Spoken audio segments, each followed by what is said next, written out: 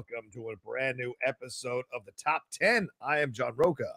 And I am Matt Knost, and we're here to bring you another week of sweet, sweet top 10 action. How are you? I'm good. Excited. We're recording this. We're pre-recording this, and we're about to head into the weekend. So it's been a long week, brother. So I'm very excited to just kind of rest up a little bit tonight and enjoy a weekend that doesn't have too much demands on my time. So it's going to be nice to kind of read a little bit, maybe catch up on some comics, maybe take a walk with the lady, maybe try out a new restaurant. Just kind of excited to not have too much pressure on me this weekend because it feels like for the last month, I've just been going nonstop with a lot of things. So it's going to be nice to relax. How are you? I'm good. Yeah. Thoughts on the Peacemaker series? Because this comes out well after we have to worry about spoilers, in my opinion. I mean, I think so too. We can have a spoiler discussion if you want. So like right 2 here. weeks post. Yeah. The so show right here, maybe 10 minutes. What do you think, Matt? 10 minutes? Okay. Sure. 10 minutes. We'll talk about it. I mean, I'm sure you did a breakdown on either Geek Buddies or Outlaw Nation or something along those lines. Yeah. The spoiler review dropped as we're recording. It's dropped this morning with us on the Geek Buddies. Okay. Down. But yeah, dude, I loved it. I thought this series, when you compare it to the most recent series, which is Book of Boba Fett, and I don't mean comic book, I just mean recent series here in our geek world, I think Peacemaker absolutely blew it out of the water. And who knew 2 months ago that it's Peacemaker we would be talking about as a positive thing over Book of Boba Fett. And I think for the most part, it's universally praised, Peacemaker, whereas Book of Boba is a little more mixed. But what a coming out party for John Cena, Matt. That's the thing at the end of the day for me that I really take away from this is he has gone next level with his acting under the direction of James Gunn. Mm-hmm. What did you think? Yeah, that final, in the hospital, there's a lot of heart going on in those scenes. Oh yeah. I mean, that final episode had a nice mix of the stupid farting noises because they didn't want to hear what she had to say. Yeah. You got a nice little bit of comedy there, especially like with Eagly in the helmet. Yeah. Nice little bit of comedy there. Some solid action. Followed by closing out with the heart. And I especially liked, 2 of the 4 Justice League show up. That's what it was. I had to turn and they continue that joke. Yeah. It's always weird. Is there something playing in the background? Yeah, I don't know what's playing. Okay. Phew. Sorry about that. I don't know what that was. Sometimes I have windows up from like earlier in the day and then randomly, like on ESPN, sometimes those videos will start. I hate that. No matter how many times you tell autoplay to not do that. Yeah. Every once a month, ESPN was like, "Oh, you still want that checked? Are you sure? Oh, we just thought we'd show you these random highlights from college football, even though you've never clicked on a college football link. I didn't edit these highlights for you not to watch them. Yeah, so fucking the worst. The whole time with the Justice League, I was like, "Do they actually get? Yeah, do they actually get?" And then obviously Gal and Cavill, although Cavill's officially coming back, is he not? No, they haven't said one way or the other. They have not said one way or the other. I thought they finally said, you know what? he is great. No, they haven't said. They haven't said one way or the other. I just think they couldn't afford Gal, and they couldn't afford, and they haven't made their mind up yet what they're doing with Superman. And I was reading an interview with James Gunn, and he said, like, I wrote that in, and nobody had an issue with it. No, I didn't ask permission. I wrote it in. Then I sent the scripts to get approved, and that's when it went all the way up to the chain before they finally approved it. But they only approved me being able to bring in Aquaman and Flash because they're kind of still figuring out what to do with Batman and how he's going to be connected. And Cyborg is still either going to be recast or they haven't figured things out with Ray Fisher yet. Which I don't think they will. I think that's done. I think that ship has sailed. And they couldn't afford Gal, and they couldn't afford anyone who was going to play Superman because then that's definitely saying that person is Superman. Yeah, and I'm sure that made sense to me. But the Gal, and once you have Momoa there, and the fact that the fish fucking is a joke now within canon is really fantastic. Yeah. The Momoa confirms it. I am sick of that rumor. Yeah, and then Ezra's like, rumor. That shit is true. That's fantastic. That is like the shit talking within the world of never thought about that fact. Of course they would do that. Of course. Yes. Yeah. Of course they would. I mean, Go ahead. There's sarcastic as fuck all over Marvel, Matt. So why wouldn't they be ball busting all over DC? So it just makes the most sense, you know? Yeah, but something like that is real ball busting. Yeah, true. Very true. The stuff you say behind each other's backs and then to confront them. Oh, we all know you fuck fish. I'm so sick of that rumor.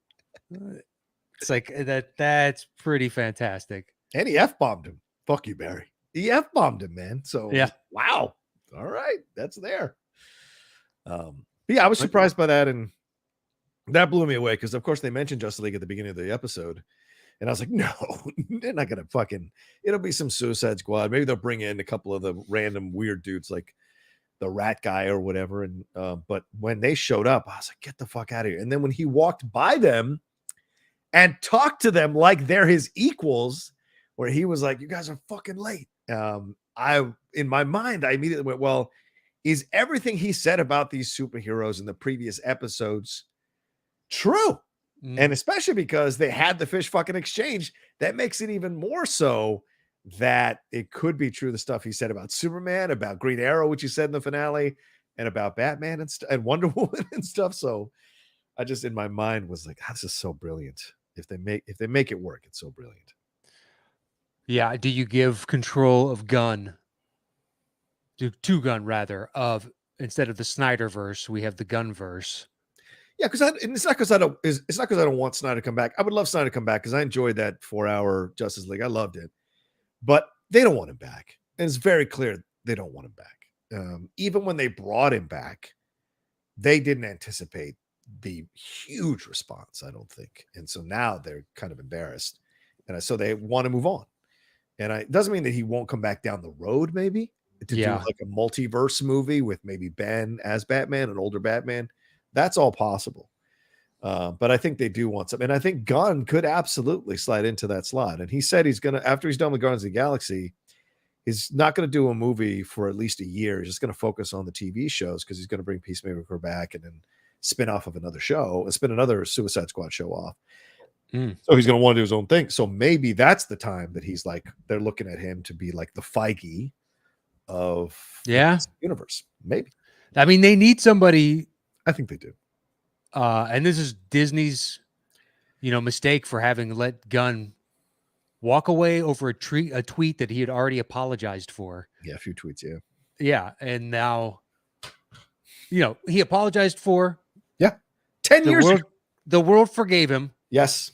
And then some people didn't realize that this had already transpired and raked him over the coals for it again, and he apologized again. Some right-wing blogger or talking head, yeah.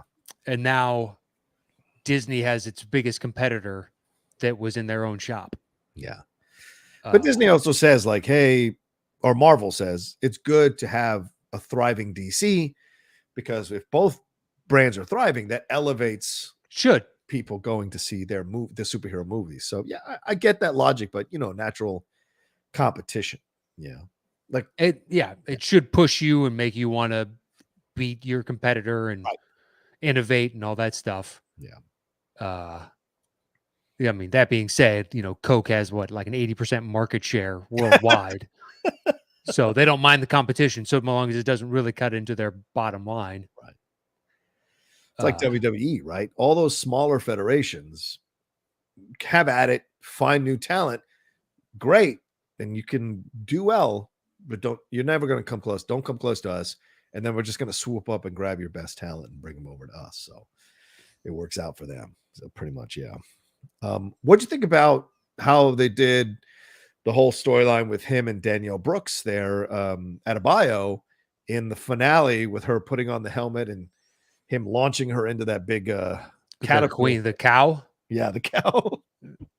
That was really good. I like that. Yeah. I didn't anticipate it until I saw her stumbling into the room, and I was like, is he going to human torpedo her? Yeah. And why is it a torpedo? That was my other favorite part. Why wouldn't it be missile? Yeah. I don't know. Torpedo doesn't make a lick of sense, and I like it even more for that. Just because they named the helmet with scabies, Matt. I don't know. I don't know. It's random. That is random. That's just for the stupid joke. Yeah. But obviously, torpedo is as well. I thought they had a good relationship. I was, skeptical on the outset. Hey, after having watched Suicide Squad, Yeah. how can you get a fucking series out of this character? Mm-hmm. And then now at the start of it, I was like, maybe it seems really one dimensional.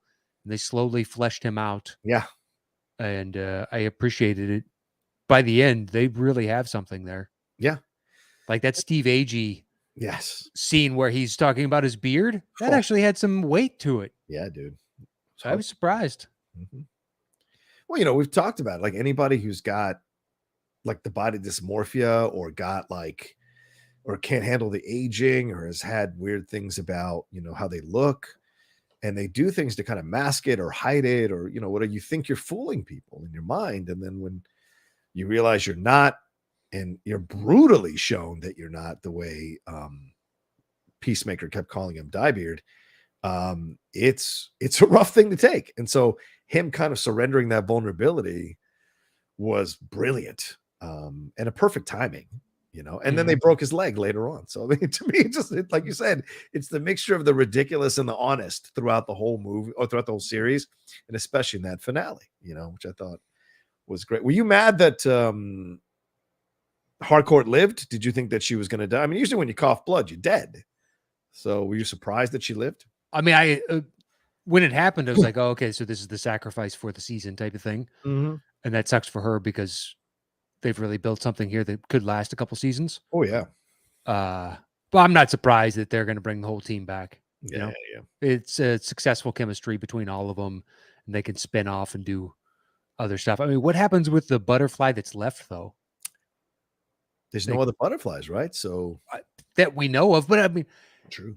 So long as you don't shoot them in the head, they still live. And there's no way they shot every one of those people in the head. So you have to assume there's some butterflies left. They don't have a food source.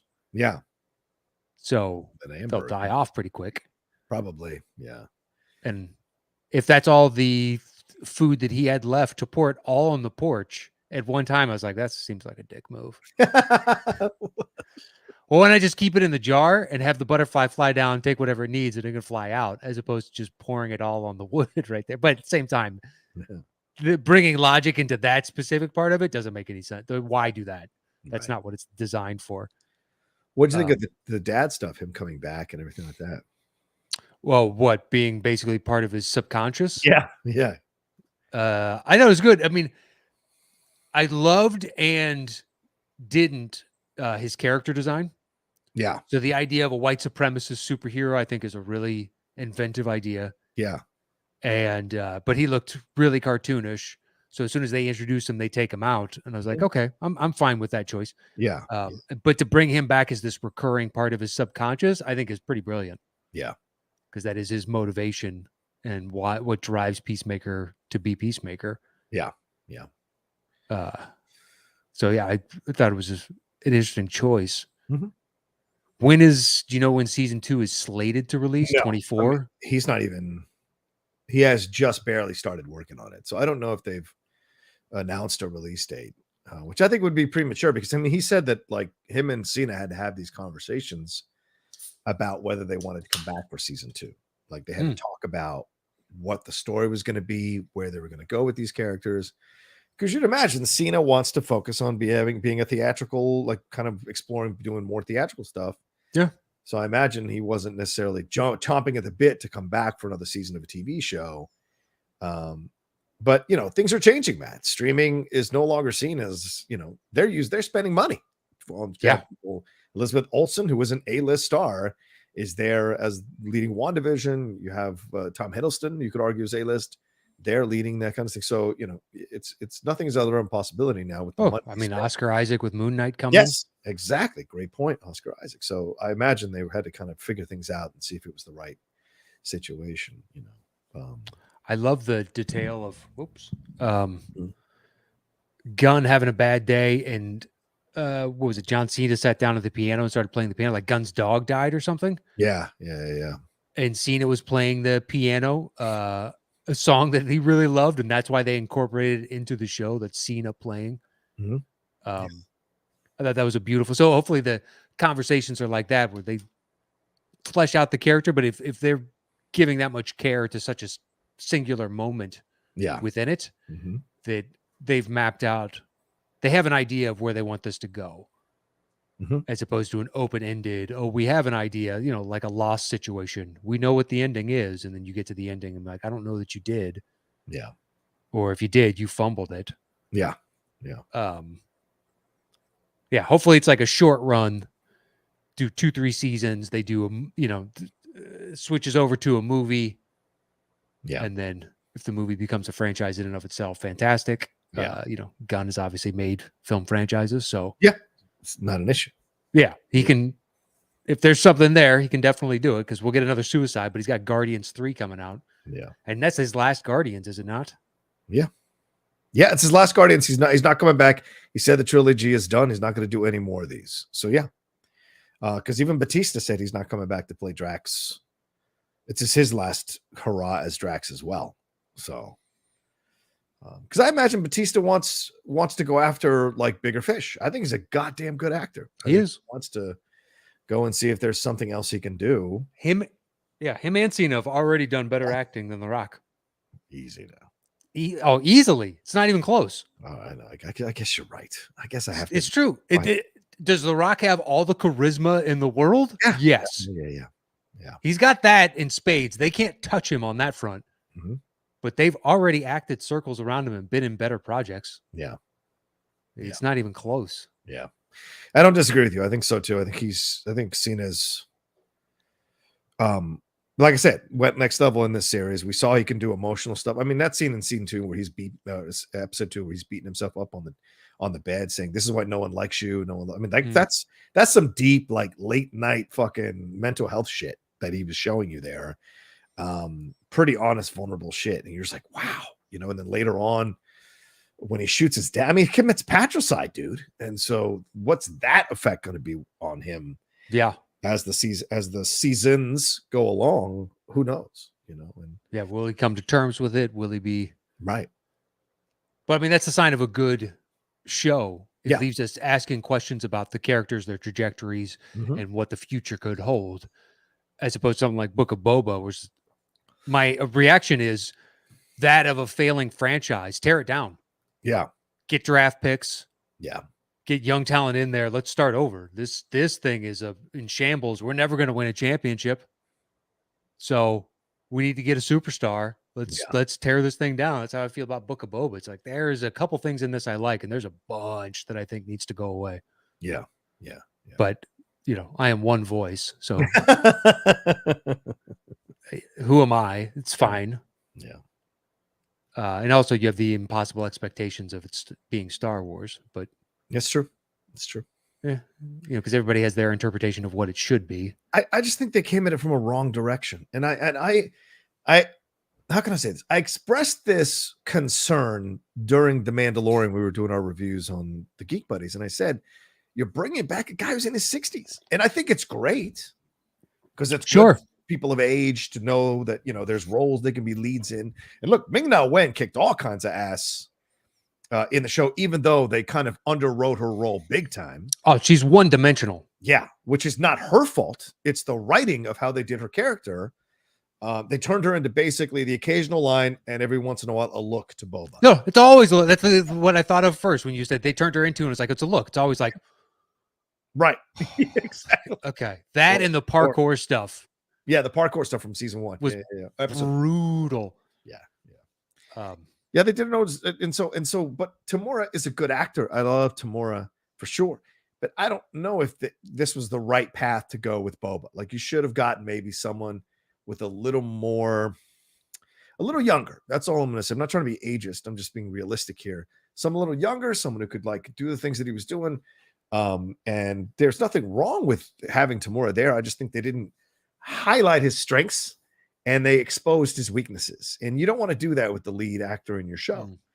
And especially when you start out with essentially an indigenous people's storyline, because essentially those Tusken Raiders are Native Americans or any indigenous people from any country you can think of that has been run over by the people in power or the settlers or the colonizers.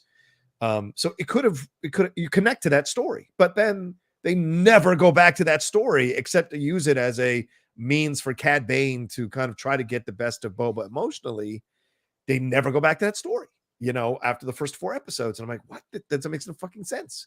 You can't lay a storyline out like that and not have it pay off in some way down the road. And to me, I thought they were using it rather than making it an essential part of the show, and sending a message, so it's like Falcon and Winter Soldier.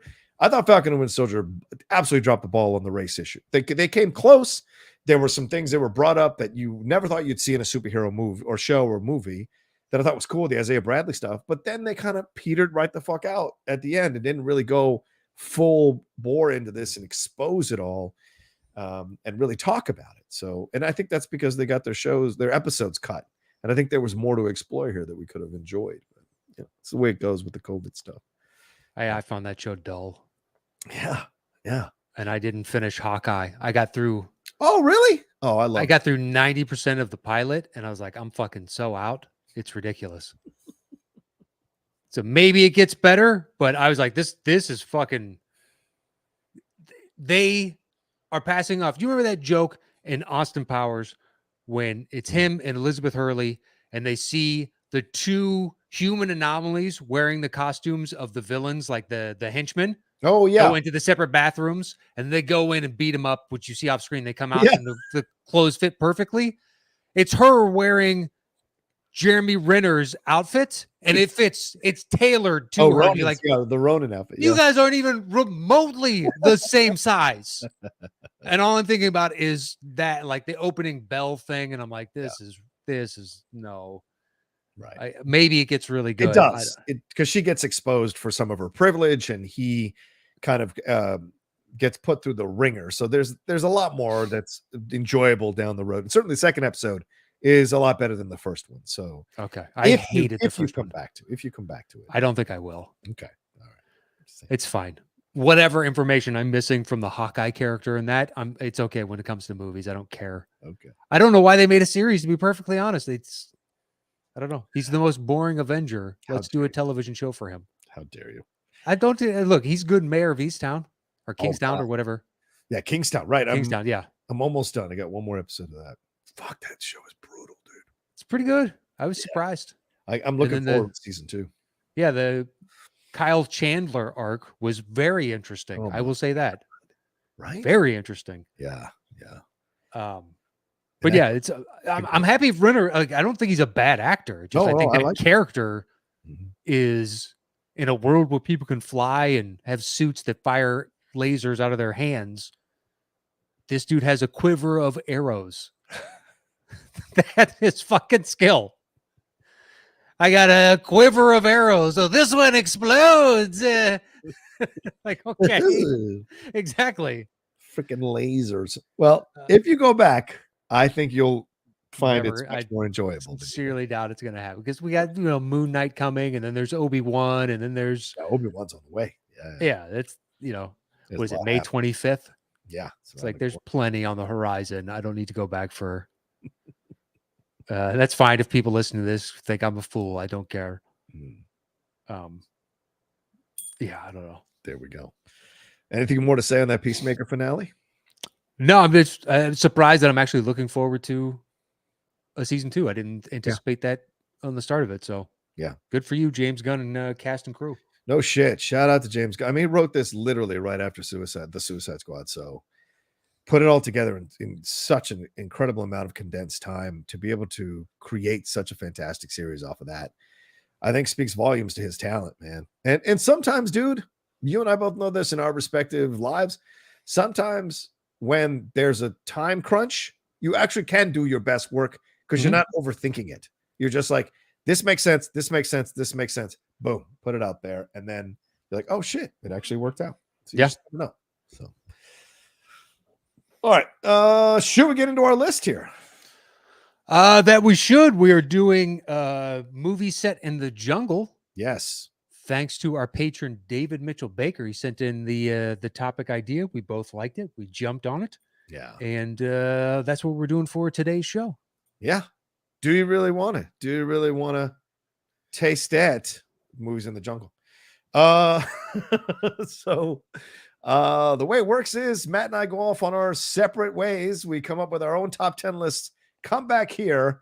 Matt reads his 10 through 8. I read my 10 through 8. Then he reads his 7 and 6. I read my 7 and 6. We take a break. And then we go one by one, 5, 4, 3, 2, 1 through our list. This is the best I could do. And at the end, we compiled them into our official top 10 list on this subject for this particular episode. Boom! So, Mr. Knost, what do you got at number 10? And before we get it, we do have shout outs. Oh, yes. At the end of today's show. I hope you sent them to me. I did. They're in your email. I'm going to take a look right now. Go ahead.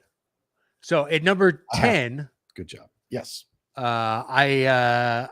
Surprisingly, I kind of just threw it in because we haven't talked about it. Yeah.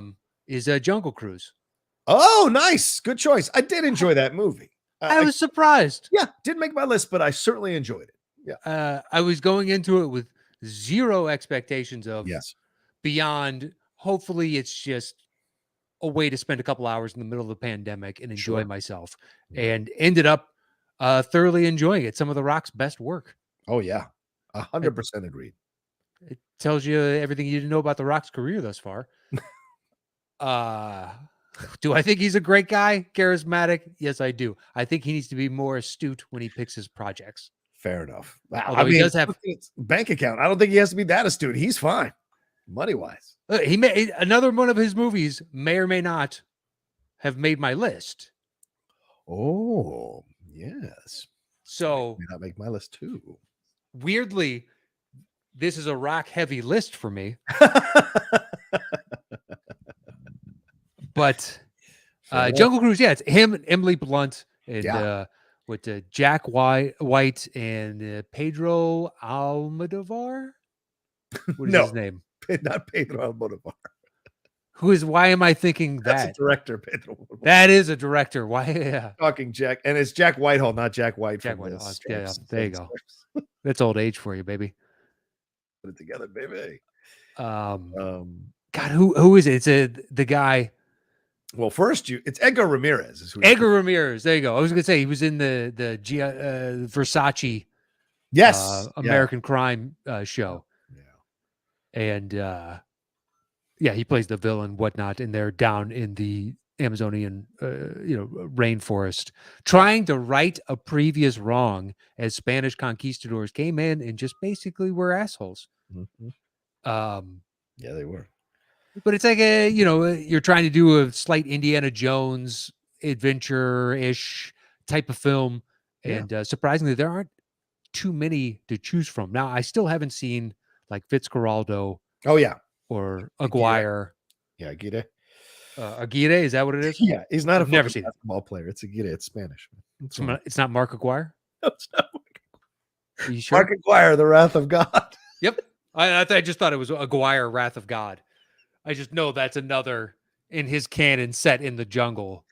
Fitzcarraldo is the one I still need to watch. I thought about watching it last night. I was like, I don't have 3 hours. Yeah, that's a grudging 3. That's a tough. You have to trudge through that movie. It is. Yeah, I've been saying it since we started this show. I know. Oh, that's one I've always wanted to watch. Yeah. And then every time I think of it, it's like last night. It was 11 o'clock, and I'm like, I'm not starting Fitzcarraldo at 11 o'clock at night. Sorry, I'm a little stuffed up. Sorry, guys. Sorry, I'm blowing my nose. Sorry. But it's one of those, like, because of Pirates, we don't have the bad taste in our mouth of Haunted Mansion. So you want to buy into the fact that Disney can make a legitimate movie based upon one of their rides. Yeah. But so long as you go in with the proper expectation level, and I think if you do that with Jungle Cruise, you're going to walk out having enjoyed yourself. Yeah, I agree. This is old school Disney. This is like True. 80s, 90s, even 70s. Yeah, I was going to say it's like a bed knobs and broomsticks type of kind of vibe to it, right? It's fun. Turn your brain off. Enjoy the magic. Don't try to analyze it too deeply and have a little fun.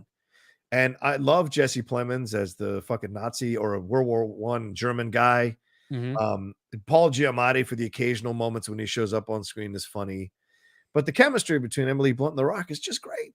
She can work with anybody, man, in any film. And she just has chemistry with them. She's incredible like that.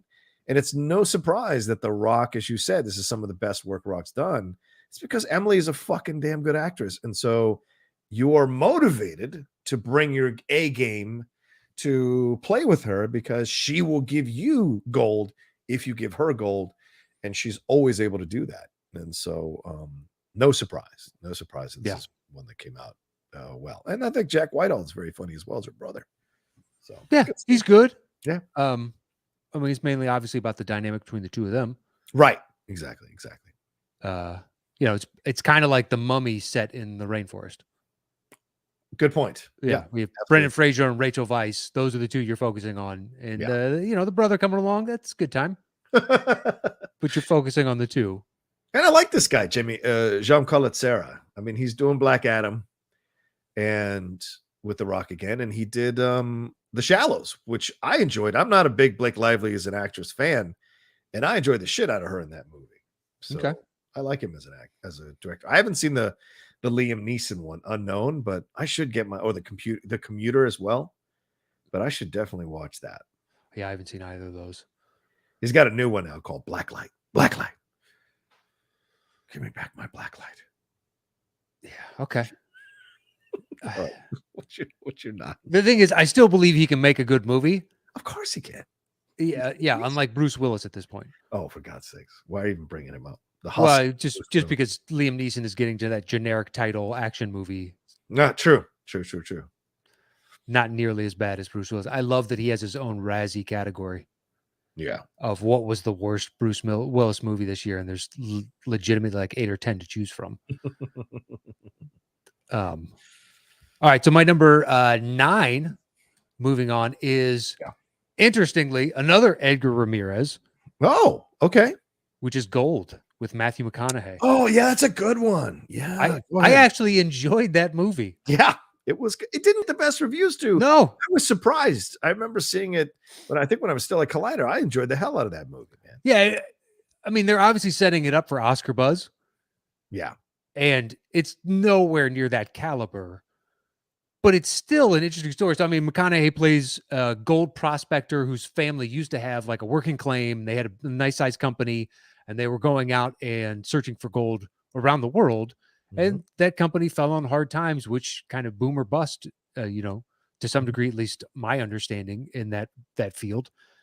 So he's on harder times, and Edgar Ramirez is the new kind of geologist with the great idea about the Ring of Fire, and the tectonic plates coming together, and then there's going to be this gold deposit. He knows it in his bones, and him and McConaughey team up to go and find what may be the world's largest gold find, and this is based on a true story. And I don't want to say anything beyond that because I don't want to ruin the movie for you. But it's got a you have the aspects of them being in the jungle, like McConaughey gets malaria at one point. But the intrigue around what exactly is going on, what's happening, who knows what, where is the story going to land, and I like the payoff at the end. With the what befalls. Once again, I don't want to spoil anything, so I'm vague, and which sucks talking about a movie. But I don't know how many people saw Gold. But since the McConaissance, I tend to basically tune into anything that he puts out at this point. And he rarely disappoints too, Matt. I can't think of anything that I've seen since the Around the True Detective run. Since then, that he's put out that I haven't been a fan of. Like, go watch The Gentleman. He's probably the best part of The Gentleman. I like Colin, but I would certainly put him in the Colin Farrell, is the coach type of guy. Cute. But that's an easy part to knock out of the park, right? For an actor like that. The more composed, restrained performance from McConaughey, that's a little more difficult because care. You need to be, as he calls it, the lion. Yeah, exactly. Mud was excellent. Mud was good. Whatever. I need to pull up his IMDb. There's that Joe one, the rated X one, or the unrated one. I can't remember what the name of that one was, with him and Juno Temple and Catherine Keener. You see Catherine Keener? No. The girl from Showgirls. Blanking on this. The girl from Elizabeth Berkley? No, the other one. Gina Gershon. Gina Gershon. Yeah. She was in that. I forget something Joe. I can't remember what the name of it is. I don't even remember that coming out. I'm gonna look it up real quick. Yeah, but he's done great. He's done great stuff, man. Yeah, it's Ramirez after Versace. I thought he was going to have a run, Mm-hmm. and I think with the Gold and a few other like not quite hits when he was given a shot, Yeah, might relegate him back to television, which sucks because I think he's a really good actor, mm-hmm. and I enjoy him quite a bit. But we shall see. All right, so Yeah. Hank the Cowdog, of course, the podcast series short from McConaughey. Who does? I think that's the children's book series that he wrote. Yeah. You know what? I did not see The Beach Bum. Oh, well, that's an ensemble piece more than anything else. So yeah. Yeah, but technically, isn't he the lead of that ensemble? Probably. Yeah. I know Martin Lawrence is in that shit too. And we also have Dark Tower in there. Okay. Oof, that was terrible. Yeah. What are you gonna Some do? things are not him, some things is, something else. Yeah, you take it because it's a high profile and Free State of Jones. It's okay. Yeah. It's okay. Yeah. All right. So maybe my argument doesn't hold as much water as I once thought. But anyway, I think Gold is worth the watch. I think he's still batting a good percentage. Yes, I still have faith Mhm. that if he had a movie out next year that put him in Oscar buzz again, Yeah. if he's not too busy running for governor, I would believe it. Yeah, fair enough.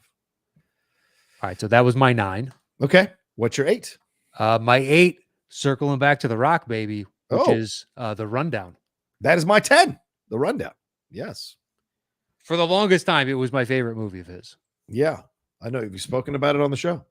Yeah, it comes out, but how many people you think have seen it? I guess maybe if they're Rock fans, they have. Yeah, it's one of those vehicles that came out at the time when The Rock was doing a bunch of these, like Hitch and Faster, Driven, or whatever it was. He's had a few. It was around that time, but this is one that kind of stepped up out of those pile of vehicles because of Christopher Walken, Rosario Dawson, and Peter Berg being the director, and what's his face from The American Pie? Well, Sean William Scott. So It was those people stepping out that made it a better film. And The Rock, and having Schwarzenegger have that scene with him kind of essentially passing the torch onto him in a way. And so there was a lot of buzz around this movie, and it didn't disappoint. He's damn good in it. Sean William Scott's good in it. Walken is great in it, doing his Walken thing. Rosario is fine, and Peter Berg does great direction throughout the whole movie. So yeah, absolutely a good film. It's a easy premise, yes, and one you could see, the cookie cutterized. But they actually, there's a good camaraderie between your two main leads. Yeah. They have a good rapport back and forth. It's well shot. Like they make the jungle a nice character within it. Agreed. And as basically an announcement of The Rock himself, making the leap beyond stuff like Scorpion King. Show. I don't blame him for that. That's right. It's your first movie, and it's the Mummies franchise kind of thing. Yeah. You say yes to that. Yeah, of course. Especially if you're a wrestler. I saw an interview with John Cena, and he's saying that WWE owns the name John Cena and his likeness. Yeah. So any money he makes, it's not his real name. Yeah. So any money he makes in that, they get a piece. Yep. That's the way it works. That's why The Rock transitioned to Dwayne Johnson, because Dwayne Johnson wanted to make that money be his own thing. Yeah. And John Cena, it was on Howard Stern. I don't know why YouTube suggested it, but he was like, yeah, I don't care. I wouldn't be here if it wasn't for the WWE. So exactly. You're like, yeah, good for you. Yeah. Take the piece, let him have the piece for a little bit. And then, eventually there'll be a situation where maybe you can slide out from it. But people know John Cena. They know his name now. He's made his name. So, okay, you got to pay. But I mean, eventually there's going to be a moment where he's like, okay, enough's enough. Yeah. You will have to battle it out in court, or you take a little bit of a chunk. Oh, yeah, I'll buy you out. Yeah, exactly. Or you just change your name to Jonsena. They're like, It's not the same thing. Legally, my name is John Cena. Come after me now, motherfuckers. Yeah.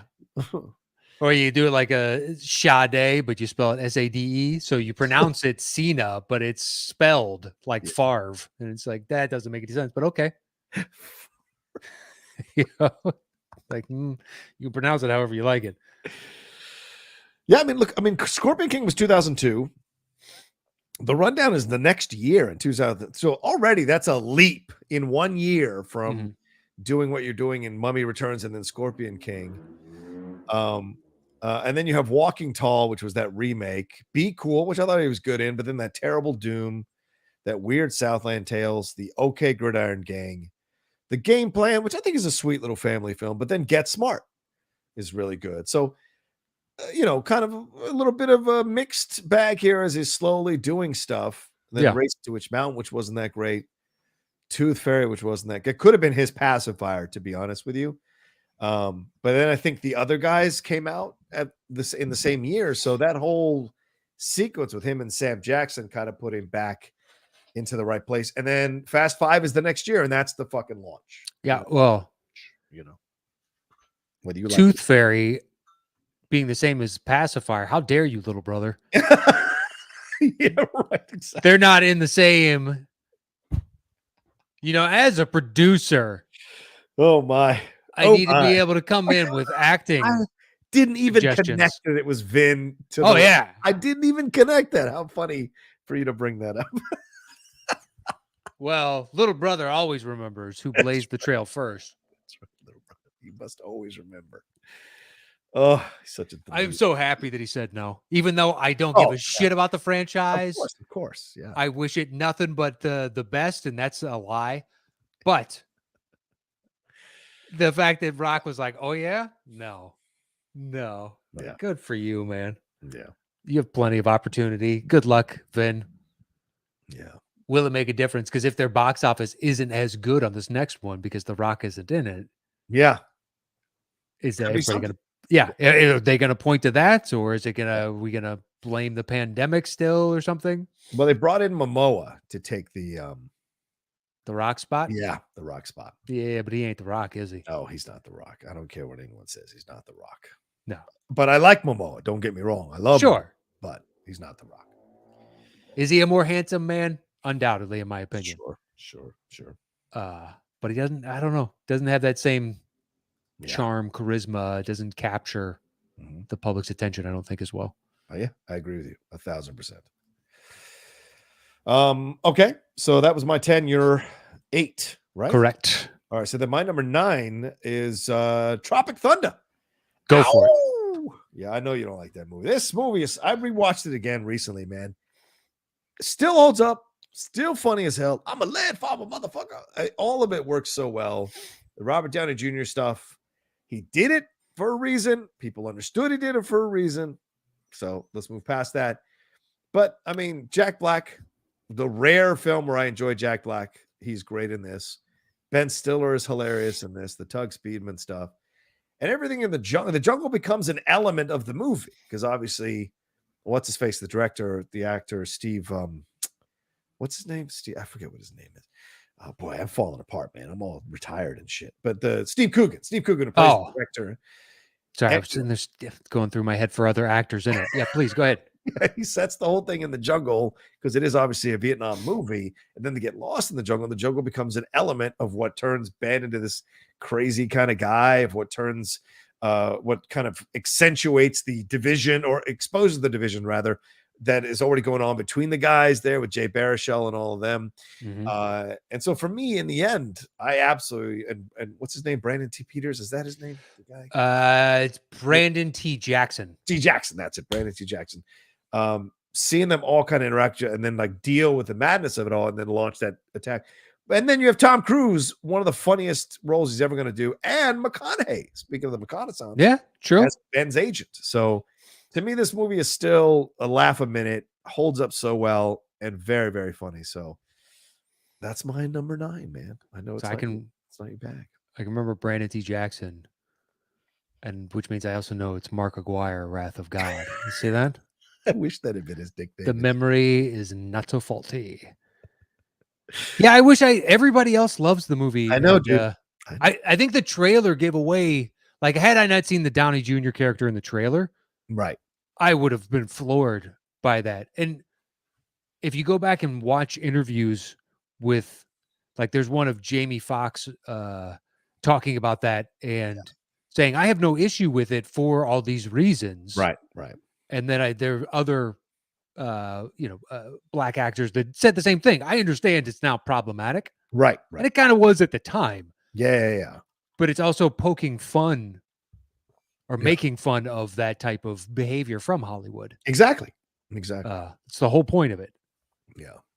But I'll be damned if it isn't impressive acting from Downey Jr. to play an Australian who's playing a black guy, and you Yeah. believe that it's this 3-layered thing.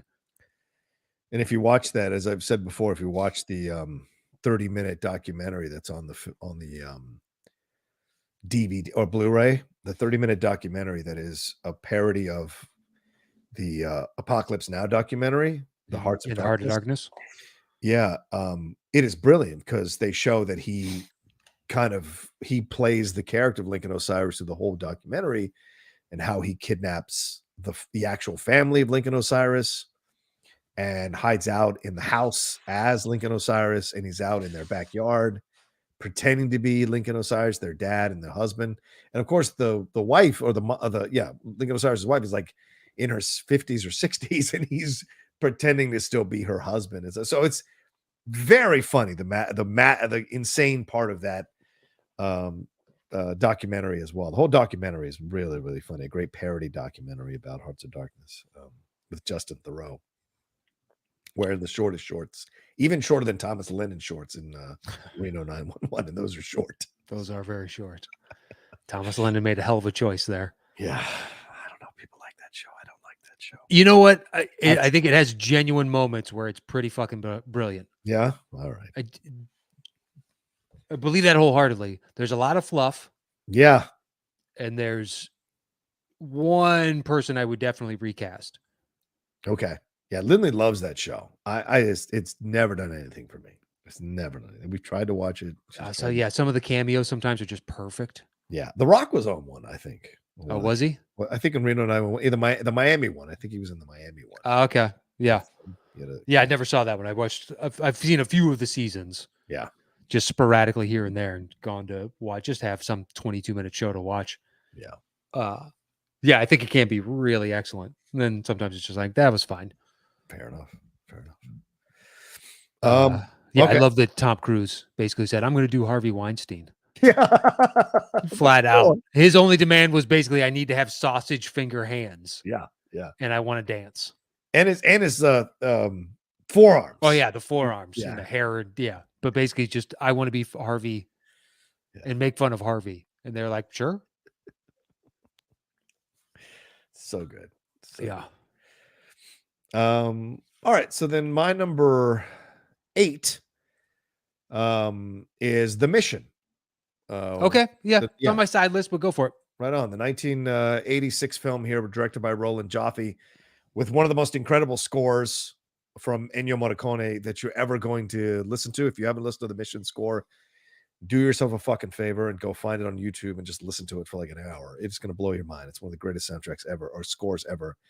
With and this film has Robert De Niro and Jeremy Irons and Aidan Quinn and Liam Neeson as a young Liam Neeson as a young priest in here. And basically, this is Robert De Niro is this kind of Spanish, I think, nobleman, and in the 18th century, and he kills his brother.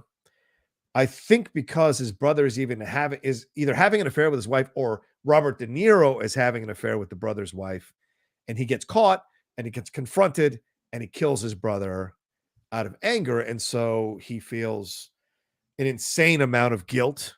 And so he goes to serve these Jesuit priests, and he puts himself through hell to serve them as a way of apologizing to God for killing his brother. Yeah, his penance. His penance, yeah, in essence. But what happens is the Jesuits start to get attacked by the military people in charge of the area, and some of the Jesuits want to fight, the priests want to fight, and some of them don't. And Jeremy Irons is the lead priest, and he's the one that does not want to fight, thinks that this is what's supposed to happen. And eventually De Niro is the one who kind of motivates them to fight and violates, in essence, the penance that he had kind of established. And they engage in the battle. And so it's an incredible film. And they take one of the priests and they crucify him and they send him out on the water. Oh yeah, And that's one of the scenes in the waterfall when he's coming. I mean, it's hanging a on the cross. gorgeous shot. Yeah, it is a gorgeous shot. Just one of the most brilliant. Nobody talks about this film, Matt. Nobody does yet. It was one of the greatest films, in my opinion, in the 1980s. So what I did for this week is, I'm sure, something that you do quite a bit, and it's what I do more often than not, is I make my list and then I do a Google search to see what I've missed. Right, exactly, of course. And there's one that I had never heard of. It's like called In the Garden of the Lord or something like that. Yeah. Dude, this thing. So you said Aidan Quinn. Aidan Quinn is in another movie set in South America, rainforest type of. But to watch Tom Berenger try and play a man pulled between two worlds, the indigenous tribes and the white man's world, and see him with this ridiculous haircuts. And it's like, I watched the trailer. I was like, what is this fucking movie? Yeah. There's that, and there was a Powers Booth movie. Oh yeah, Powers Booth. So the Emerald something. Yeah, the Emerald Forest is the Powers Booth movie. I've never seen either of those two. Yeah, I saw that one. That was good. That's not bad because it kind of reminded me of Mosquito Coast. Okay. So Emerald Forest is where he loses his son to an indigenous tribe and he has to go find his son. And it's years later. Like it's years 10 years later, I believe, is what the trailer said. Yeah. And it looks like the son wants to stay because he may or may not be attracted to a woman in the tribe. It's essentially the Searchers in the kind of native situation. And At Play in the Fields of the Lord is the Tom Berenger one. And At Play in the Fields of the Lord. Okay. Yeah, that's a really weird. It's fucking so strange. Yeah, it is. Kathy Bates is in it, Aidan Quinn, John Lithgow, Daryl Hannah, Tom Berenger. And I was like, I don't remember this ever coming out. And Tom Waits as well. Yeah, Tom Waits. I mean, it came out in 91. Yeah. So I'm 12 years old. Right. So it's not like this is a movie made for me, but still, Tom Waits. I play in the fields of the Lord. Oh, he said the title in the movie. That rarely happens. Tom Berenger, you look good as a native. Oh my God. Ridiculous. Nice haircut. Yes. Anyway, all right. So that was and I can't encourage people enough to see the missions. Oh, was that your Renfield? Yeah, the master. Took me a second to register what that was. But yeah, please see the mission if you haven't seen the mission. Trust me, it still holds up. It's so fucking good. I don't know why there's not a 4K of the mission because it is a gorgeously shot film. And Roland Joffe is one of those directors that a lot of people don't talk about, but created some pretty good films. So, all right, what's your 7, my man? My 7 is Jumanji, Welcome to the Jungle. Oh, I think that's my 6. Yeah, it's my 6. Cool. And I believe that closes out all my rock movies. this rock portion of the list. It's 3 rock movies. Yeah, true. I included this one over the Robin Williams because this one takes place fully in a jungle. Yeah. Whereas Robin's is, the jungle is coming to here, but it's set in our world. I don't know. That's the distinction that I made. Right. I was floored by how good this was. I was expecting the absolute worst. Yeah. And floored. And you said you're not a big Jack Black fan. His acting in this is stellar. I don't disagree with you, my man. I do not disagree with you. Kevin Hart basically playing Kevin Hart again. But in this role, it worked really well for me. I think overall, I was like, I am astonished that I'm enjoying this. That I figured it was a premise that was one and done, and we don't really need to revisit or remake it because kids could still watch this one. Right. Exactly. And you know what? They updated a modern classic and did it really well. A fresh spin on it. Karen Gillan is great. Oh my God, she's great.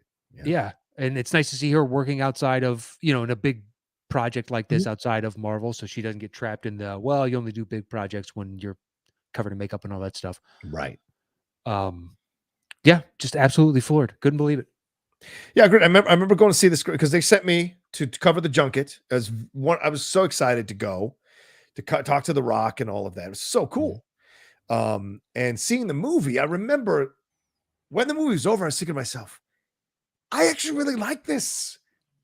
Am I stupid? And I was talking to other people, and they're the critics that were there, and they all enjoyed it. So I was like, okay, so I think I'm okay to like this movie. Like, it was just the kind of in my mind, I was like, okay, where do I fall on this? And so I was hoping other people would enjoy it. And so when I came back and did the review, I kept saying it in the Collider review, like, trust me, you're gonna enjoy this. It's actually a damn good movie. And I was so happy to see it do so well at the box office, because I think it came out at the same time as The Last Jedi, the same year. It came out in wintertime around Christmas. Yeah, around Christmas. And so I remember talking to the producers there who they gave us access to and whatever.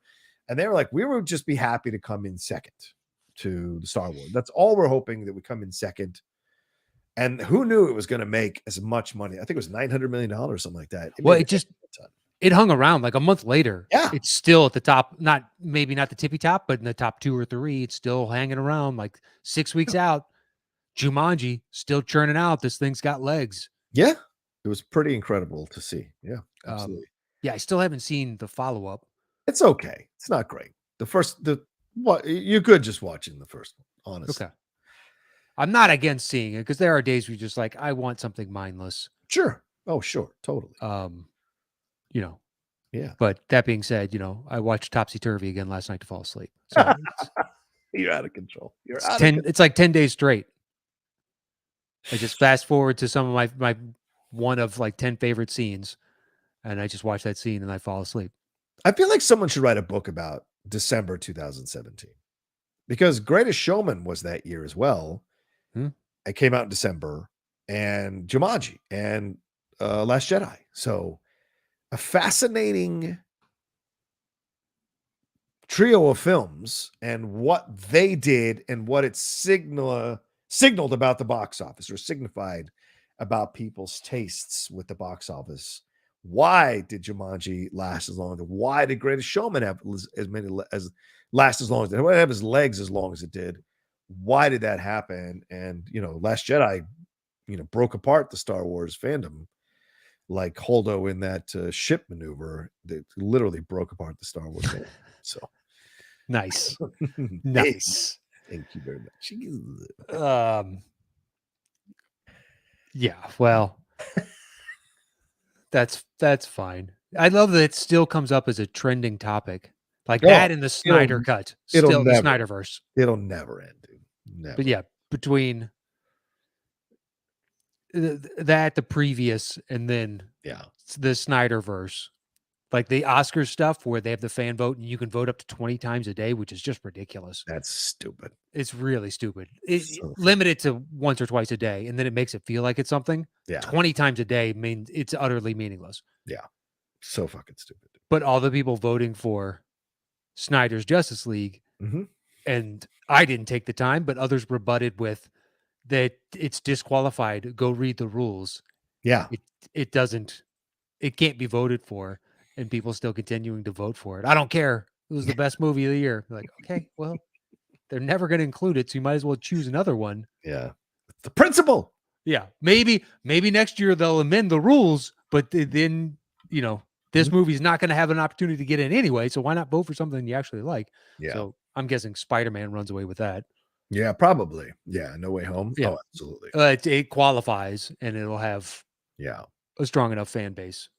It's a smart move by the Oscars. That way they can incorporate movies that everybody loves without having to bestow any awards on them. I guess. I feel like it's pandering, but it is pandering, flat out. But they want to increase their ratings so they can cherry pick and bring in the biggest movies of the year by doing this, crap, and still pat themselves on the back for these smaller films. Yeah. But look, I mean, let me read this. December 2017, Shape of Water, The Disaster Artist, I, Tonya, Star Wars The Last Jedi, Then Jumanji: Welcome to the Jungle, Greatest Showman, Hostiles, Molly's Game, Phantom Thread, All the Money in the World. That's a fucking great group of movies. It's not bad. You could argue is maybe one of the greatest Decembers in the history of film in terms of. Well, I'd have to go look. Yeah, I know. Specifically because as far as Oscar fodder, there's only 2 real movies in there that I think were excellent. Yeah. Did you just rattle off? Shape of Water. Shape of Water. I don't think I'm going back for. I, Tanya and Phantom Thread. Phantom Thread. Right. All the Money in the World was good though. All the Money in the World was good. You're right. Yeah. And the fact that they did all those reshoots in such a short amount of time makes it even more impressive. Yeah, with Plumber. Yeah. Hostiles is a fucking great Western too. People don't. You know what would have made All the Money in the World even better is if all the kids got off their fucking phones and went to the theaters and watched the goddamn movie. You tell him, Ridley. You tell him, Ridley. You tell him, Ridley. Which, by the way, House of Versace, or House of Gucci, rather. Yeah. House of Gucci, not that good. So I don't know what you're bitching about. Oh, really? You like that? I love that movie. I was great. Bored to tears. Really? Oh, man. Bored to tears. All the over-the-top accents, a story I could give 2 shits about. Sweetie. Whereas Last Duel, I think you got something there. Last Duel was good. Yeah. Jodie Comer was fucking excellent in that movie, man. Yeah, the different perspectives of the same story, and it's a very relevant way to look at a story today. Driver was unsettling.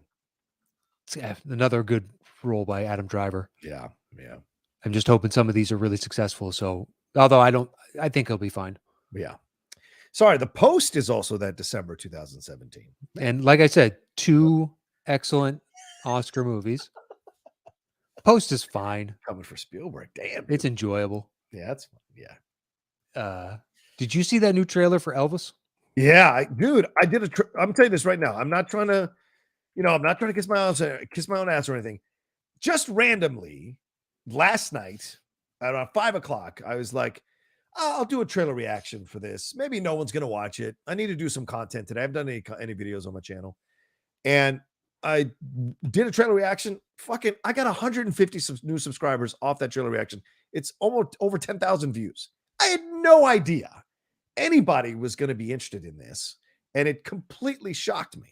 I loved the trailer, except for Tom Hanks's weird accent, but Tom Parker was half Dutch, half Southern boy, so maybe he's weaving in and out of those. I don't know, but other than that, I thought the trailer was excellent.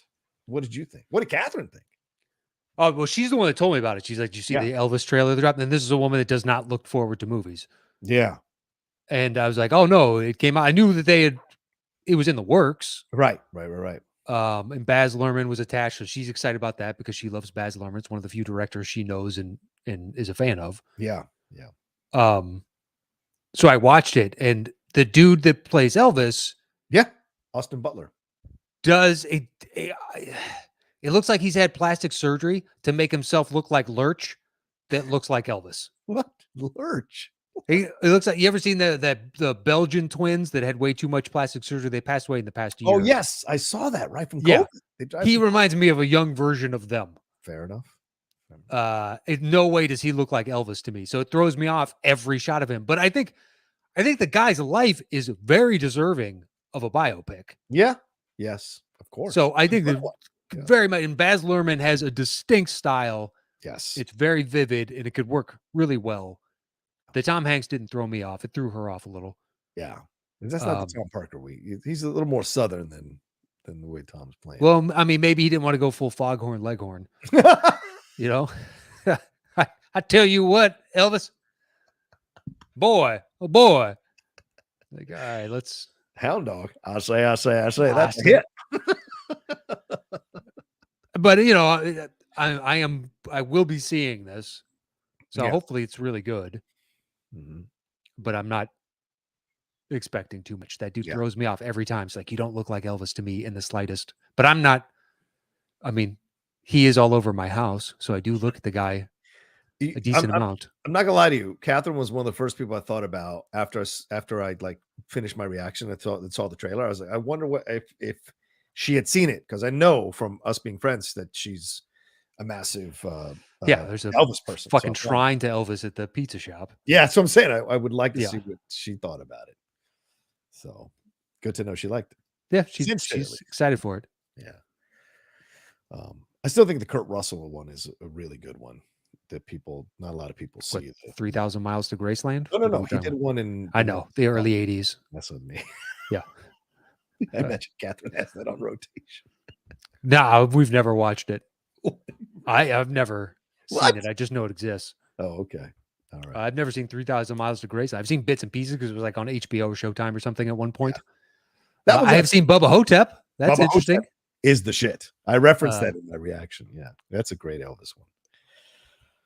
Yeah, if you could have gotten a young Bruce Campbell, I'm buying that more so than what I saw. But how big was it? I don't know, man. What am I, an ichthyologist? Size of my hand, peanut butter sandwich. Anyway, all right. Where are we at? Jesus, we're off course now. Where the fuck are we? So my 6. Oh, goddamn, we're still only at your 6. Well, it's a punt. So you know what? Just go ahead and say the word punt, and I'll tell you what it is later when we get to it. Are you sure? I 1,000% know that it's a punt. All right. So my number 7 then is Predator. That's got to be a punt, right? It is a slight punt. Okay. And then, as I said, my 6 is Jumanji: Welcome to the Jungle. So. Okay, so see like that. Boom, we're right to the ad break, baby. Go ahead, man. So we'll be right back. You hear this word from our sponsors, and we'll see you guys in just a second. Boom. There we go. Now we're jumping into our top 5. So my 5 is Predator. Oh, okay. All right. Go ahead. Since it's slight punt. List. I'm amazed you put a B movie even at number 7 for you. It's incredible. The fact it's in the bottom 5 should let you know that I think it is a B movie. So not that I think The Mission is a B movie, but this is a damn. Your logic is crumbling, my friend. Your logic is crumbling. Movie, but I had to put it in the back half of the thing. Yeah, it's quintessential action film. I mean, it's Predator, for Christ's sakes. Yeah. Great, simple premise. The U.S. has forces down in South America, and they don't realize it, but they're being hunted by a true apex predator. Oh my God. And the heat vision is a beautiful, the thermochromic vision is a beautiful little hook for how it tracks you down. And your heat signature is what gives you away in the middle of this jungle.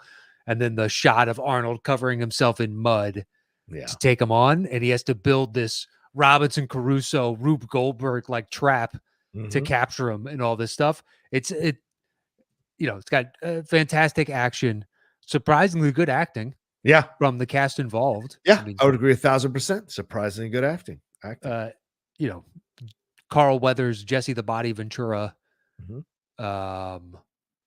Shit. Who is Shane Black wrote it. Right. He's in it too.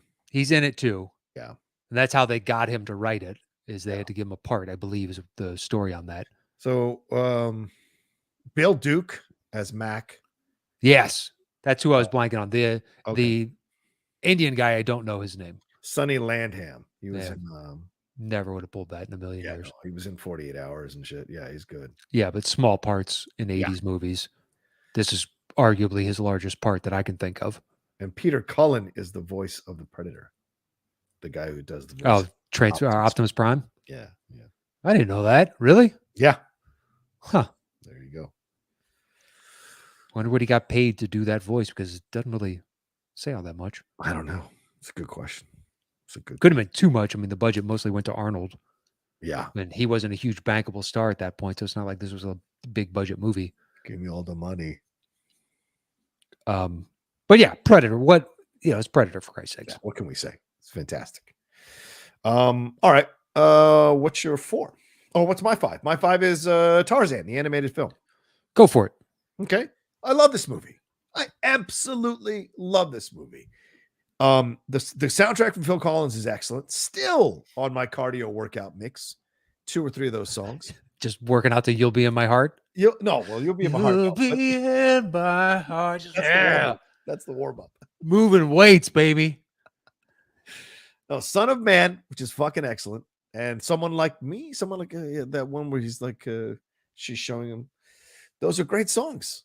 Son of Man, especially. Jesus, that's when that comes on when I'm bike riding or walking or running or whatever. Fucking just get that extra pep in my step. But yeah, great stuff. I really enjoyed the voiceover work from Minnie Driver, from Tony Goldwyn, from Brian Blessed as the villain. I can't remember who voices her dad. But overall, just great stuff. And the interaction, the animation is beautiful and vibrant. And Lance Hendrickson voicing the gorilla, who is in essence his father. So great. Of course, Glenn Close is the mom, is so great. And then Rosie O'Donnell is the the other yeah, the female gorilla. right. And then Wayne Knight is the elephant. All of it just working so well in telling the story. And it has some dark moments amidst the also beautiful, sweet love story that's developed between him and Jane that I think works really well. And the commentary about civilization and people who are civilized can do the most uncivilized things, and kind of exploring all of that within the scope of that film, I think is brilliant. And then, of course, what happens to his father and how he reacts to it is so powerful, and him having to come to terms with the fact that he's caught between two worlds, which is, of course, one of the songs on the soundtrack, and how he has to negotiate that, navigate that. So to me, one of the best Disney films ever, and certainly one of the best that came out during that period when they were doing stuff post Lion King and post Little Mermaid and Aladdin, that I enjoyed. That and Hercules, two of my favorites from that time period. So yeah, Hercules, I'll agree with that. Tarzan, I never go back to rewatch ever. You're an insane person. I watch a lot of, I'm more than happy to watch pretty much any Disney film. And Tarzan is just not one that ever leaps to mind. Okay. I don't know why you have to hate, but all right, I respect it. It's not hate, it's just a lack of love. That's what it is. That's what it's essentially the same thing. All right, fine. Is it essentially the same thing? It's really not. It makes it easier to hate when you have a lack of love. That's what I'll say. Well, sure, but 1 + 1 in this equation does not equal 2. All right. All right. So what's your 4? My number 4 is Jurassic Park. That's my number 3. Oh, that's my number 4. Sorry, that's my number 4. Yeah, Jurassic Park. Love that movie. Oh, well, how about I say this? I enjoy that movie now more than I have in the past. Having rewatched it for Cinephiles, having rewatched it recently, kind of think about Jurassic World coming out, the third one, which I enjoyed that trailer. I actually think it's a damn good movie. I remember not thinking it was that great, and I've kind of changed my mind about it. So it still captures the imagination to this day. The CGI mixed with the actual real world puppetry, is a beautiful blend between the two. It's got a great story. It's easily the best of the entire franchise. Yeah. By leaps and bounds. For some reason, I decided to watch the Chris Pratt one like last week again. Oh wow! Just because I was bored, or maybe it was 2 weeks ago, but it was within recent memory. Yeah, and it is what it is. It's not as bad as the follow-up. The follow-up is god awful. Yeah. Easily, that's the worst in the series. I agree. And I'm not holding out much hope for what is it? Fallen Kingdom. Fallen Kingdom was yeah. Was it the second one? And then Dominion is the one that's coming out. Oh, Dominion. Okay. Right. Yeah. I'm not holding out hope for that one. Yeah, Dominion, and Fallen Kingdom was the sequel to Jurassic World.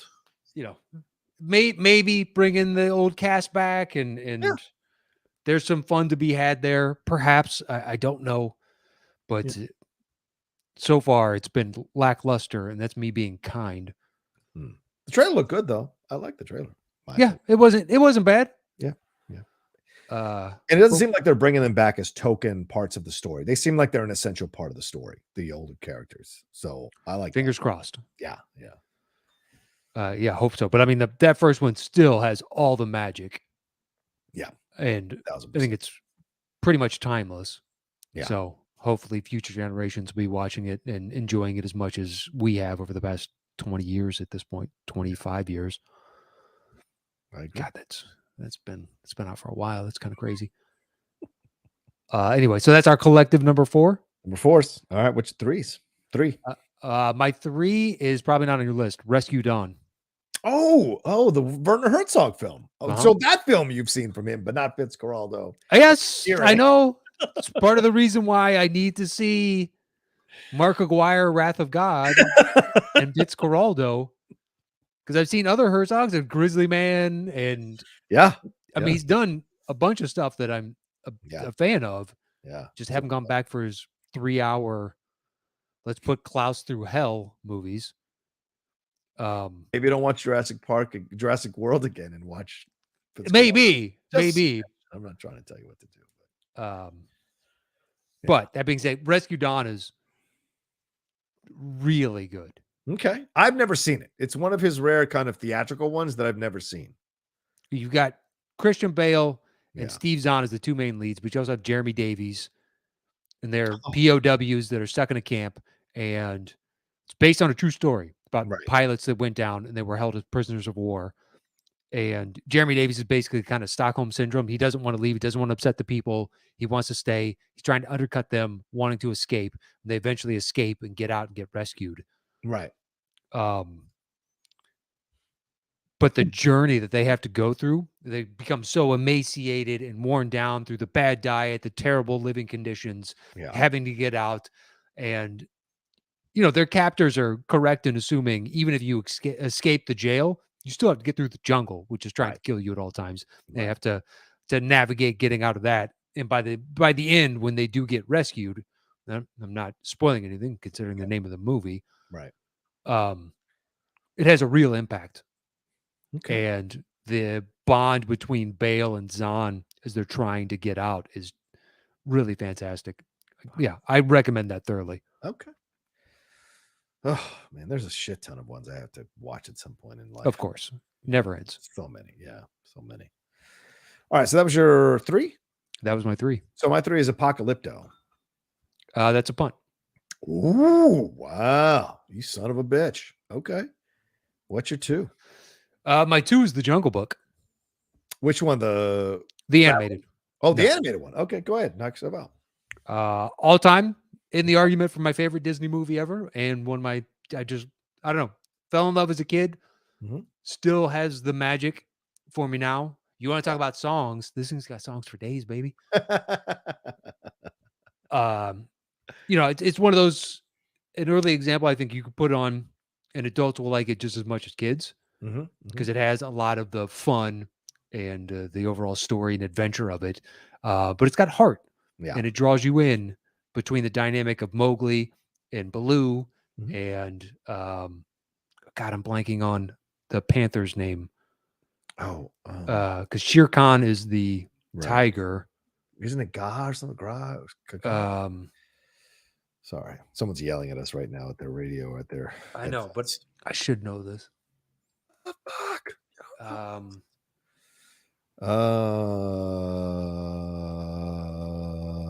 No, I don't see it. Fuck. I gotta look that up. Ka, isn't it Ka? No, that's not right. I don't know. Copying, I'm pasting. I'm searching. 1967. The Jungle Book. Bagheera. Oh, Bagheera. Okay, yeah, there you go. Yeah, King Louis. Is that character potentially problematic now? Maybe a little bit. Swammy Bagheera. That was way off. Way off. Well, I hadn't ventured a guess yet. You were saying Ka. Yeah, Ka. I could cause the snake. That's my bad. But yeah, I think it's that and Sword in the Stone are in the argument for my favorite Disney movie of the animated side. Yeah. So it's always a battle between the two of them. I think I favorite Jungle Book between the two. Right on. But anyway, I think it's pretty flawless and highly recommended, and that is my number 2. Okay. My 2 is Romancing the Stone from the 1980s. Go for it. I love this film. If you people haven't seen this film, it's so good. Michael Douglas, Kathleen Turner, Danny DeVito. She's I think a novelist, romance novelist, or adventure. She's a romance novelist, yeah. Yeah, romance novelist.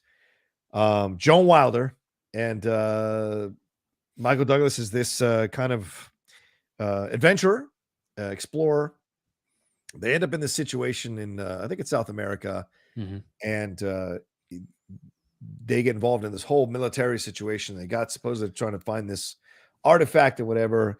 Danny DeVito is this corrupt guy who's trying to get his hands on the artifact, who's working with the government, trying to backstab everybody as he tries to get this thing. It's a fucking great film. Still holds up. A lot of fun. I think it's Donner, or is it Zemeckis? I can't remember. It's Zemeckis. Is it Zemeckis? Okay. It's Zemeckis. Okay. And so good. Because the initial reaction, Right. the studio thought it was going to bomb. Yes, they did.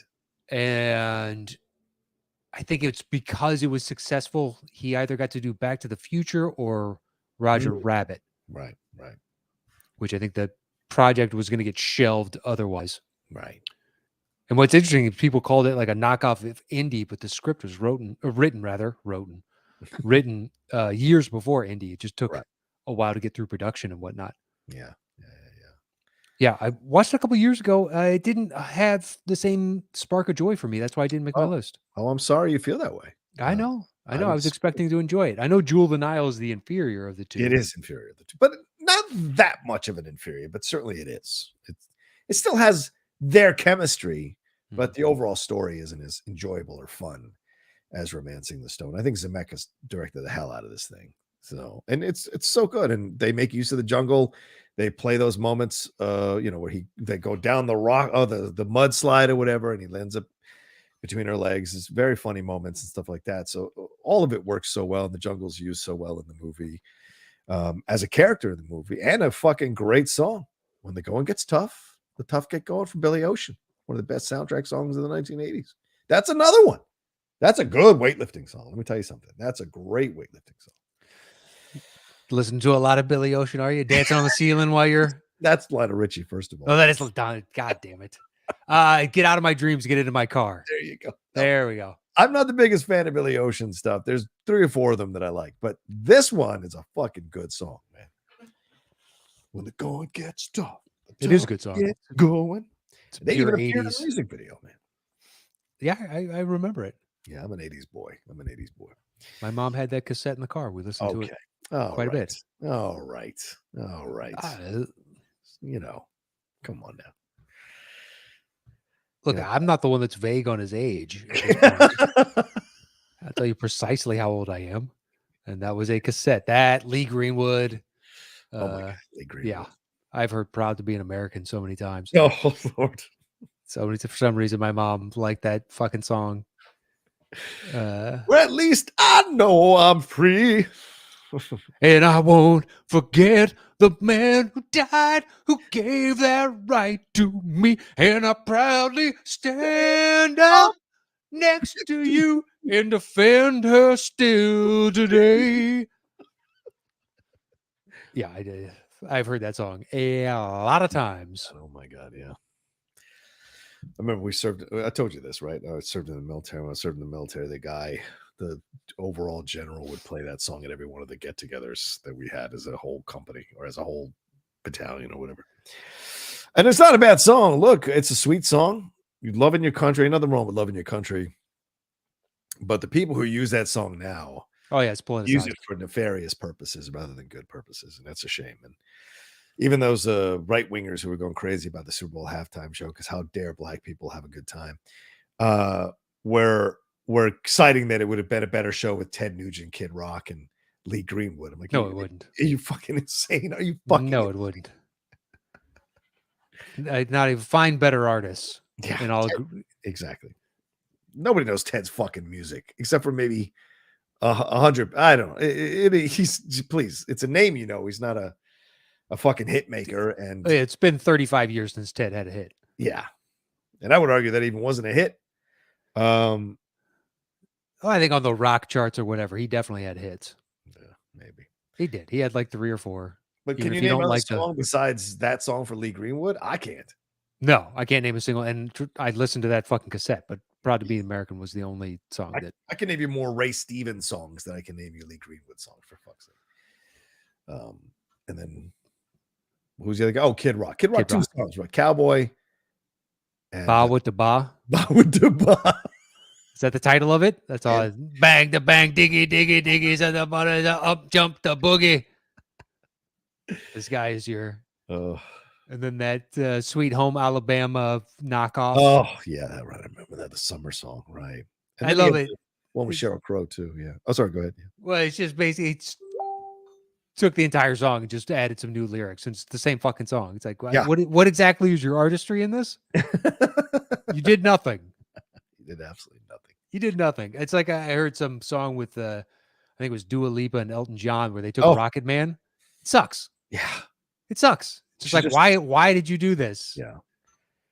I know it's an homage. I'm sure it's out of respect and homage to Elton. And Elton did it because Elton said, great, I'm relevant again in 2022. Fuck Yeah, it. why not? It's free money. Why not? But yeah, it feels weird. It's not like where they sampled stuff in the 90s and then did their own stuff with it. This is a blatant just let me just ride the coattails of this. And, I changed the chorus, yeah, but the rest of the song is the exact same. And the version I heard, because I was in the car and I was like, what? I got Shazam. And I pulled up Shazam and it was like some very specific remix of it. And it was the most generic. I told Catherine, I was like, I feel like we're in a Zara or an H&M.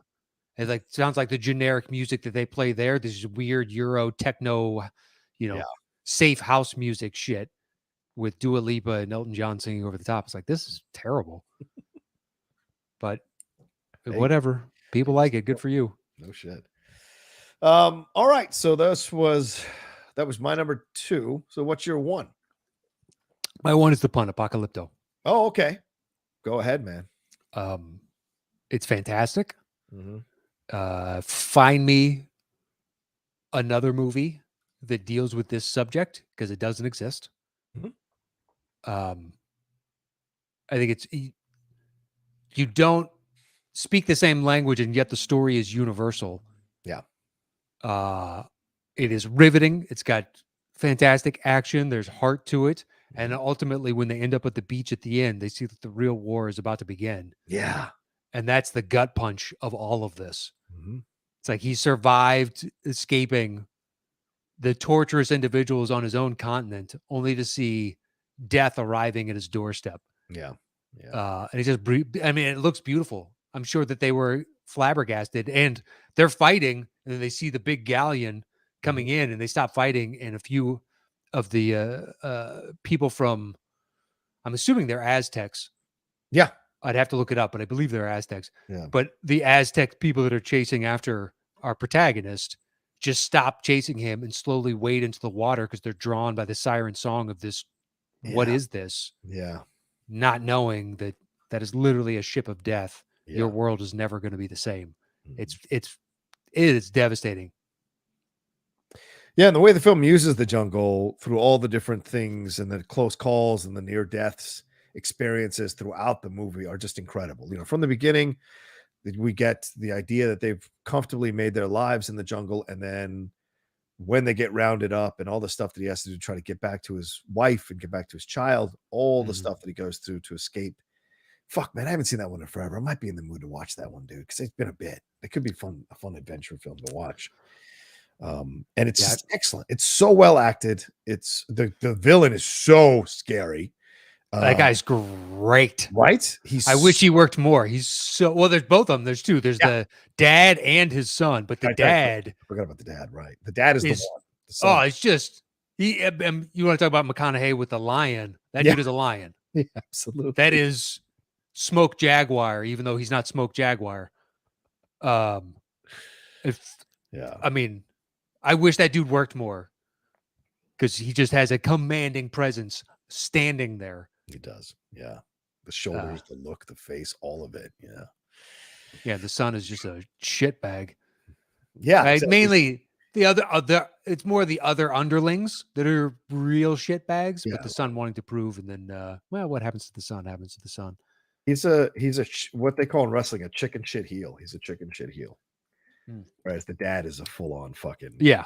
Yeah. His main henchman, the one that's trying to prove and wants the overall. Wants, that is not his son, but wants that position. That dude, you're waiting the whole time for him to get his comeuppance.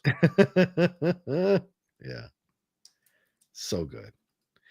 Raul Max Trujillo. Yeah, and he's in the Mayans. He's in that Mayan show, Mayans MC. Yeah, I'm never gonna watch that. So it hasn't gotten great reviews, so I haven't watched it. Yeah. I didn't like Sons of Anarchy. Oh, really? Wow. Okay. I watched seasons 1, 2, and maybe 3, Yeah. and I was kind of like hate watching it after a while. But it's Hamlet, dude. Okay. One of the bikers is an Elvis impersonator. Okay. Well, that's the Rosencrantz or the Guildenstern of the crew, I think. Sure. Fine. Yeah. But the scenes, I mean, when they're kind of chasing him down, all of it is just so fucking well done in the movie, man. It's been a bit. I should probably watch this thing. Do you know that to the point where the protagonist wakes up and there's the pit of the dead people? Yeah. Yeah. Oh, There's a guy dressed up as Waldo in that pit of dead people. what? I'm dead serious. They put it out in the theatrical. People got upset, so they cut it out of the DVD. And then when they released the Blu-ray or the 4K, one of the two, they put it back in with the original cut. And you can plain as day apparently see him. I've never noticed it. So I need to see the Blu-ray 4K or whatever it is, the newest release. Yeah. And it hasn't, but he's got the striped shirt, the glasses, the hat, the cane, all of it. That's hilarious, man. Or walking stick, not cane, whatever it is. Yeah, the walking stick. Woof. All right, well, there you go. No, my number 1 is the punt from earlier from Matt Knost. I imagine Apocalypse Now. That was his number 6. I've talked about it. Everybody knows Apocalypse Now. There's no need for me to add it. Except, the jungle is more than a character. It is absolutely the driving force of the entire movie is that jungle and surviving it, getting out of it, discovering what he discovers, and then how it affects him afterwards. And he even says, I'm at home. The more I stay out of the jungle or out of the war, the stronger Charlie gets and the weaker I get. So the jungle becomes something of a testing ground for him as a human being, as a man. Mm-hmm. So it's a powerful film about the exploration of all of that. So if you haven't seen Apocalypse Now, Martin Sheen, Marlon Brando, so good. There you go. All right, that's our separate top 10 list, top 10 jungle movies. We're going to combine them now to do our official list here from the top 10. I'm grabbing the bongos.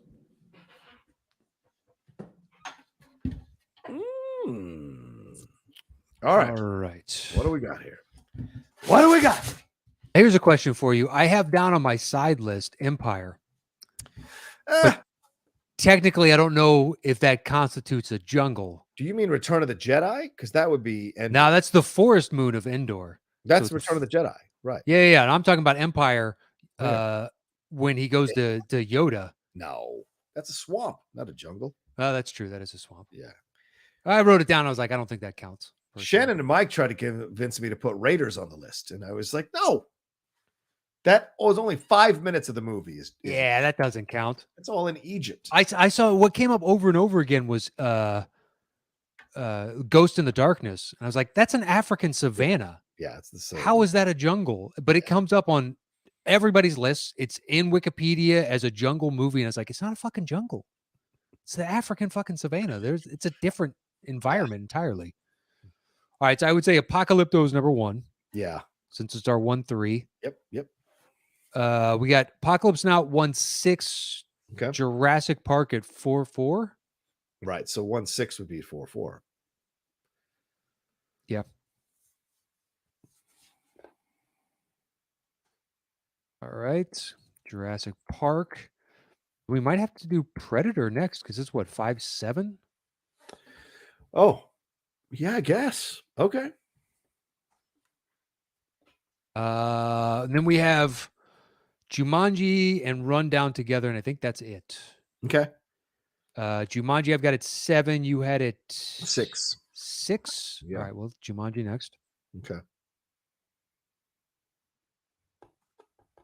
And Rundown, we've got it 8-10. Why don't we put some of our hires up there? Okay. Yeah. All right, so we both have our number 2. Yeah, because I have Romancing the Stone. What do you have? And I have Jungle Book. Okay. All right, I got the coin. All right. How many slots are left? We've got our top 5 done. So we got 6 through 10. Okay. Wow. So we got a decent amount. Let's do it. All right. Come on, number 7. God, that's 2 weeks in a row. There's a loser for you, buddy. What the fuck? You found that pillar of wood, that plank of wood that helps you. Fucking bullshit.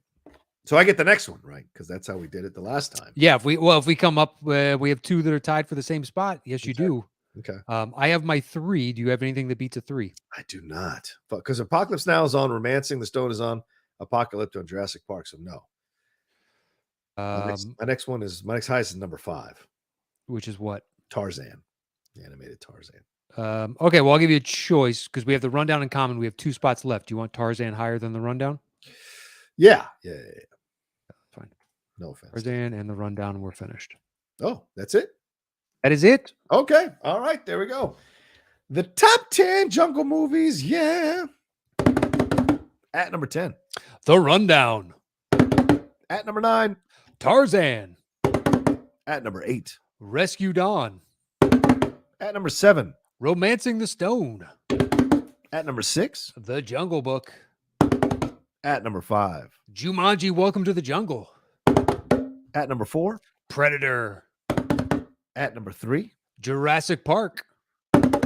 At number 2. Apocalypse Now. And our number 1 jungle movie is Apocalypto. Apocalypto. Run, Fool, Run. And I've got David Mitchell Baker's list here. What do you got, DMB? Thank you for the great topic, by the way. Yes, thank you, DMB.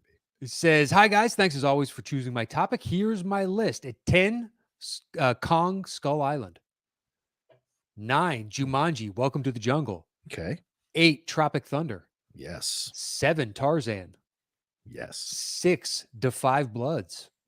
Oh, shit. Nice choice. Fuck. Nice choice. 5, Avatar. Yeah.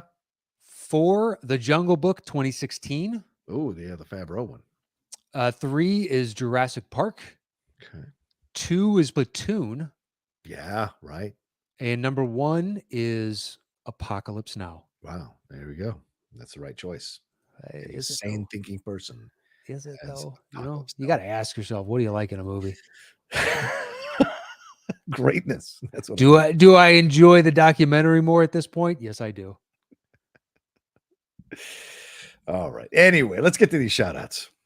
All right, let's do it. And this is what we do for our patrons over at patreon.com/the top 10 with the number 10. And anybody that donates at $5 and above, this is our way of saying thank you. We give you a shout out at the end of the month. Although this one lands on the beginning of next month, but you get the point. Yeah. So here we go. Our first one is Tyler Brecken. Drew Gorzicki. I hope I'm saying that right. The Jub Zone. Fraser Jubb. The Jub Zone. Jason McDonald. Roby or Robbie. Pelly Cole. Eric Taylor. Deepak Mawar. David Stephen. Andrew Robinson. Francisco Ramirez. Michael Bauer. Colton Thompson. Henrik Winterland. Phil Knuckles. Callie Onken. Lachlan Skinner. Joseph Curran. Fred Castillo. Edward Wilshire. Charles J. Clark. Sup, Charles. Zachariah Kaufman. Jeff Dickin. Francisco J. Torres. Connor Teal. Tim Reimert. Dominic Greaves. Eric Bruin. Matt Simmons. Kyle Beckworth. Jeremy Bowers. James Petty. Nick Francis. Christopher Brockman. Blake Gaunt. Cameron Chapman. Alex Russell. Paul Cree. Stacy Flores. Luke Allison. Kristen Kurtz. Gareth Weldon. Timothy R. Williams. Good day, Mike. Nick Baldwin. JIC 317. Ahmed Ali. Darren Bush. Angela Dashner. Drake Fromsdorf. Josh Lawrence. Chelsea Lewis. Adelardo Fuente. Reagan Lovig. Rodrigo Valverde III. Andre Constantinescu. Steve Schlackemeyer. Catherine Samuels. Hey, Houston Bodily. Roque Ariana. Maurice Robinson. Marcus Davenport. Brandon Caridi. Marlon T. AZ Badfish. Ravi Prasad. Joe Fairley. Ben Cartwright. Josh Murphy. Josh Sachs. George Menchaca. Dale Varley. Chris Consiglio. Wayne Murphy. Ashley Prowse. Johannes Schmidt. Sam Fernando. Evan Zoller. Kevin Fuss. Jen Kemp. Ryan McKenna. Brian Akins. Alexander Marzonia. What's up, Alex? Garth Wizenant. Mike Barrington, Ed Buskirk, Noel Kelleher, Jim Payne, David Mitchell Baker, Andy Ortiz, John Keefe, Kristen Smith, Matthew Lee Cravens, Marcel Berman, James Trapani, Drew Enns, Dan Nye, Seth Shearer, Andrew Marker, Chris Jones, Luke Larson, Chris Cabrera. Robert Haley. What's up, Robert? Anthony Casanova. There we are. There's everybody that donated at the $5 and above level. Thank you so much to all of you. We thoroughly appreciate it. And we hope you enjoyed today's show. You can follow the show on Twitter at Top 10 Show, all spelled out. Otherwise, on YouTube and Instagram, it is / the Top 10 Podcast with the number 10. So please hit us up. We'd love to hear your lists. And you can follow me anywhere at Matt Knost. Check out Settle the Score. Upcoming, we have the Geek Buddies on a show in the not too distant future. So please check that out. And dropping dimes if you want some NBA action. And that is it for me this week. You can follow me at The Rocha Says on Twitter, Instagram, and TikTok. Yeah, the old man's on TikTok there eventually. The Outlaw Nation on Twitch, doing some watch-alongs there. And then the Geek Buddies and the Cinephiles, my other two podcasts that I do, and my YouTube channel, The Outlaw Nation there, youtube.com/John Rocha Says. So that's everything, Matt. We got to get out of here, right? That we do. Thank you to everybody that joined us today. We'll see you next week with another edition of the Top 10 Show. Until then, adios.